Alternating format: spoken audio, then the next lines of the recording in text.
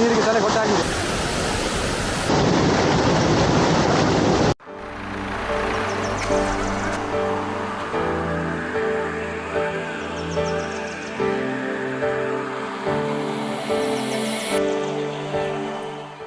Hi hello ನಮಸ್ಕಾರ, ಶನಾ ಫಿಲ್ಮ್ಸ್ಗೆ ಸ್ವಾಗತ. ಇವತ್ತು ಮಂಗಳೂರಲ್ಲಿ ಇರುವಂಥ ಒಂದು ಜಲಪಾತ. ಇದು ಮಂಗಳೂರಿಂದ ಸುಮಾರು 14 ಕಿಲೋಮೀಟರ್ ದೂರದಲ್ಲಿದೆ.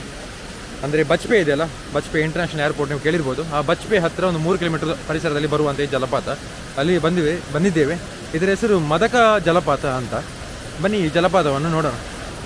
ರೋಡಲ್ಲಿ ಕಾರಿಟ್ಟು ಪಡುಪೆರರ್ ಅಂತ ಊರು ಬರ್ತದೆ. ಪಡುಪೆರರಲ್ಲಿ ನಾವು ಕಾರ್ ಇಡಬೇಕು. ಅಲ್ಲಿಂದ ಸ್ವಲ್ಪ ಒಂದು 200ರಿಂದ 250 ಮೀಟರ್ ನಡಿಬೇಕು. ಈ ನಡೆಯುವಾಗ ದಾರಿ ಇರೋದಷ್ಟೇ, ರೋಡ್ ಇಲ್ಲ. ಒಂದು ಮನೆಯ ಅಂಗಳದಲ್ಲಿ ಬರಬೇಕು. ಈ ಮನೆ ಬರೋದಾದರೆ ಈ ಜಲಪಾತಕ್ಕೆ ಮನೆ ನಾವು ತೋರಿಸ್ತೇವೆ ನೋಡಿ. ಜಲಪಾತ ಇದೆ.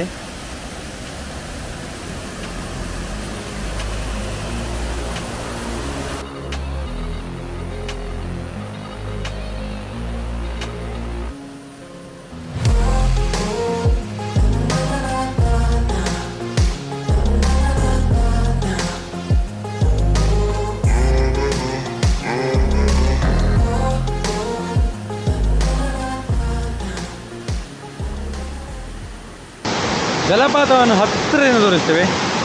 ನಮ್ಮ ಕೃಷ್ಣ ಬಸದವರು, ರಿಲ್ ಕೃಷ್ಣ ಅವರು ಹತ್ತಿರದಿಂದ ತೋರಿಸ್ತಾರೆ.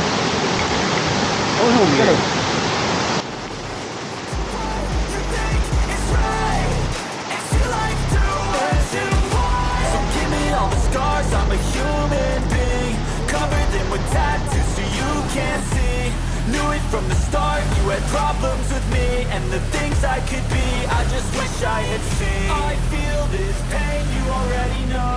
Turn that to gains, let my money show. I've got ಅಲ್ಲಿಂದ ಬೀಳ್ತದೆ ಮೇಲೆಯಿಂದ ನೀರು ತೋರಿಸ್ತೇವೆ. ಆ ಕಡೆಯಿಂದ ಬಿದ್ದು 3-4 ಸ್ಟೆಪ್ಪಲ್ಲಿ ಬಂದು ಬೀಳ್ತದೆ ನೀರು. ಮಳೆಗಾಲದಲ್ಲಿ ಮಾತ್ರ ನೀರು ಇರ್ಬೋದು, ಕರೆಕ್ಟ್ ಗೊತ್ತಿಲ್ಲ. ಊರವರಲ್ಲಿ ಕೇಳಿ ಹೇಳ್ತೇನೆ ಎಷ್ಟು ಟೈಮ್ವರೆಗೆ ನೀರು ಇರ್ತದೆ ಅಂತೇಳಿ. ಇದೇನು ನದಿದು ನೀರಲ್ಲ, ಯಾವುದೊಂದು ಹೊಳೆ ಇರ್ಬೋದು. ತುಂಬ ಸಣ್ಣ ಜಲಪಾತ, ದೊಡ್ಡದೇನಲ್ಲ. ನೀರು ಸಹ ಜಾಸ್ತಿ ಏನಿಲ್ಲ, ತುಂಬ ಸಣ್ಣದು. ಮತ್ತು ನೋಡಲಿಕ್ಕೆ ಮಾತ್ರ ತುಂಬ ಸಖತ್ತಾಗಿರುವಂಥ ಜಲಪಾತ ಇದು. ನಾವು ಅರ್ಧಕ್ಕೆ ಬಂದಿವೆ, ಒಂದು ಸ್ಟೆಪ್ ಮೇಲೆ. ಓಕೆ, ನೀರಿಗಂತೂ ತಲೆ ಕೊಡಲ್ಲ ಇವತ್ತು, ಸ್ವಲ್ಪ ಶೀತ ಇದೆ. ನಮ್ಮ ಕೃಷ್ಣಪ್ಪ ಅವರು ನೀರಿಗೆ ತಲೆ ಕೊಟ್ಟಾಗಿದೆ.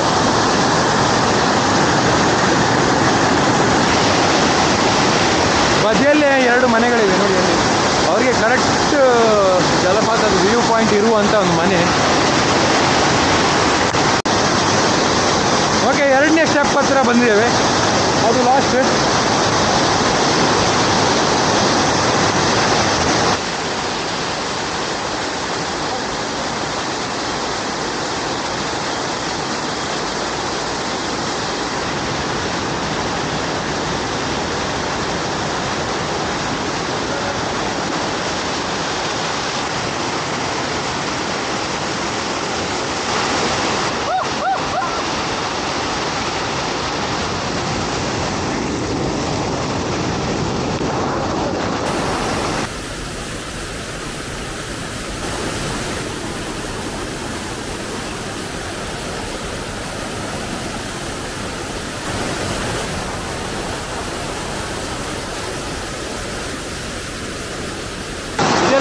Unexplored places actually. ಯಾಕಂದರೆ 12 ತಿಂಗಳು ನೀರಿದ್ದರೆ ಮಾತ್ರ ಅಷ್ಟು ಫೇಮಸ್ ಇದೆ ಜಲಪಾತ. ಇಲ್ಲದೆ ಲೋಕಲ್ಸ್ಗೆ ಮಾತ್ರ ಗೊತ್ತಿದೆ.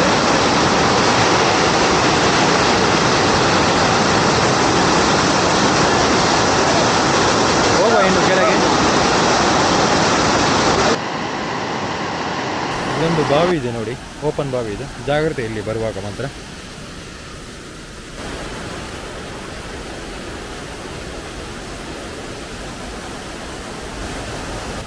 ವಾಟರ್ ಸ್ಟ್ರೀಮ್ ನೋಡಿ, ಇಲ್ಲಿ ಇದೇ ವಾಟರ್ ಸ್ಟ್ರೀಮ್. ಕೆಳಗೆ ಹೋಗುದು ಮೇಲೆ ಮನೆ ಸೈಡಿಂದ ಬಂದೆವು. ಅದು ಆಲ್ಮೋಸ್ಟ್ ಟಾಪ್ ಪಾರ್ಟಿಗೆ ಬರ್ತದೆ ಜಲಪಾತದ್ದು. ತೋರಿಸ್ತೇವೆ ಬನ್ನಿ. ಅದೇ ಮನೆ ಅದರ ಸೈಡಿಂದ ಹೋಗಬೇಕು. ಮನೆ ಮೇಲಿಂದ ಕಾಣುವಂತಹ ವ್ಯೂ. ಓಕೆ, ಈ ಜಲಪಾತ ಇದೆಯಲ್ಲ, ಇದು ಪ್ರೈವೇಟ್ ಪ್ರಾಪರ್ಟಿ ಒಳಗಿರುವಂಥ ಜಲಪಾತ. ಇವರೇ ಇದರ ಓನರ್ ಯೋಗೀಶ್ ಪೂಜಾರಿ ಅಂತ. ಇವರ ಪ್ರಾಪರ್ಟಿ ಒಳಗೆ ಬರುವಂಥ ಈ ಜಲಪಾತ. ಅವರ ರಿಕ್ವೆಸ್ಟ್ ಏನಂದರೆ ಇಲ್ಲಿ ಬಂದವರು ಯಾರು ಡ್ರಿಂಕ್ಸ್ ಮಾಡ್ತಾರೆ ಹಾಗೆ ಕಸ ಹಾಕ್ತಾರೆ ಅಂತ ಅವ್ರ ರಿಕ್ವೆಸ್ಟ್. ಯಾಕಂದರೆ ಅದು ಪ್ರೈವೇಟ್ ಪ್ರಾಪರ್ಟಿ. ಸೊ ಅದನ್ನೊಂದು ದಯವಿಟ್ಟು ಯಾರು ಮಾಡಬೇಡಿ. ಈಗ ಲಾಸ್ಟ್ ಟೈಮ್ ಕೂಡ ಒಂದು ಮಂಗಳೂರಿಂದ ಬಂದಿದ್ರು ಅಂತ 10-15 ಜನ ಡ್ರಿಂಕ್ಸ್ ಮಾಡಿ ಕೆಲಸ ಮಾಡಿದರು, ಇಡೀ ದಿನ ಇಲ್ಲಿದ್ದರು, ಒಬ್ಬೆ ಆಗ್ತಾ ಅಂತ ಹೇಳ್ತಾರೆ. ದಯವಿಟ್ಟು ಈ ಜಲಪಾತನ ವೀಕ್ಷಿಸಿ ಮತ್ತೆ ಹೋಗಿ. ಮತ್ತೆ ಕರೆಕ್ಟ್ ಅದೇ ಈ ಮನೆದು ಸ್ಟೇರ್ ಕೇಸ್ ಬದಿಯಲ್ಲಿ ಹೋಗಬೇಕು ನಾವು ಆ ಫಾಲ್ಸಿಗೆ. ಇನ್ನು ಮುಂದೆ ರೋಡಲ್ಲಿ ಎಲ್ಲಿ ಲೆಫ್ಟ್ ತಗೊಳ್ಳೋ ಅಂತ ಹೇಳ್ತೇವೆ. ಇದೇ ಮನೆ ನೋಡಿ, ಈ ಮನೆ ಹತ್ರ ಲೆಫ್ಟ್ ತಗೊಂಡು ಹೋಗಬೇಕು. ಇಲ್ಲಿಂದ ನಡ್ಕೊಂಡು ಹೋಗೋದು ಬೆಟರ್, ಬೈಕ್ ಕಾರು ಯಾವುದು ಹೋಗ್ಲಿಕ್ಕಿಲ್ಲ. ಯಾಕಂದರೆ ಕೆಸರಿದೆ ತುಂಬ ರೋಡಲ್ಲಿ, ಇದು ದಾರಿಯಲ್ಲಿ.